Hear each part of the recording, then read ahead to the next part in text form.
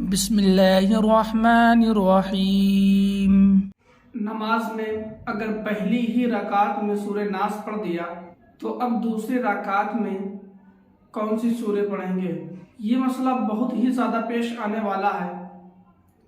اکثر ایسا ہوا کرتا ہے کہ یاد نہیں ہوتا اور پہلی رکعت میں سورہ ناس پڑھ دیتے ہیں اور پھر سوچتے ہیں کہ اب اس کے بعد سورہ فلق پڑھیں یا کہ الف لام میم پڑھیں، کیا پڑھیں؟ تو دیکھیے، مسئلہ یہ ہے کہ اگر آپ نے پہلی رکعت میں بھول سے سورہ ناس پڑھنا شروع کر دیا تو اب آپ اسی کو مکمل پڑھیں اور دوسری رکعت میں پھر آپ سورہ ناس پڑھیں۔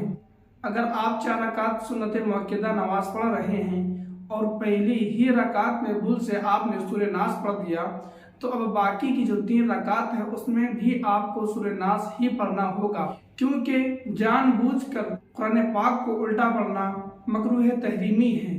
اگر آپ ایسا کریں گے تو آپ کو نماز دہرانا ہوگی، اس لیے بہتر یہ ہے کہ آپ سورہ ناس پہلی رکعت میں پڑھے ہیں تو اور بھی رکعتوں میں سورہ ناس ہی پڑھیں۔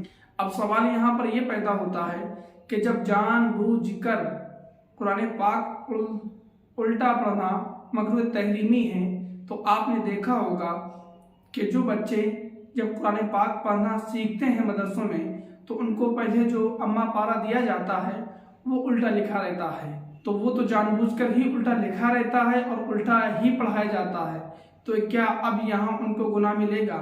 تو یہاں گناہ نہیں ملے گا۔ اس کا مسئلہ یہ ہے بچوں کی آسانی کے لیے وہ لکھا گیا ہے اور اسے پڑھنے میں آسانی ہوتی ہے، اس لیے اس میں کوئی کراہت نہیں ہے۔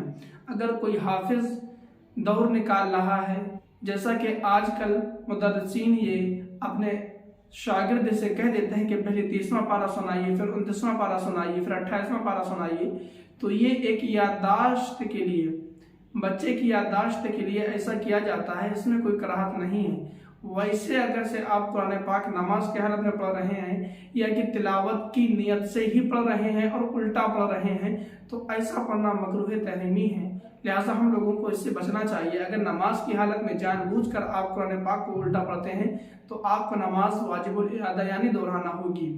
ویڈیو اچھی لگے تو چینل کو سبسکرائب کریں، کیونکہ میں بہت ہی اہم مسائل آپ تک اس ویڈیو کے ذریعے پہنچانے کی کوشش کرتا ہوں۔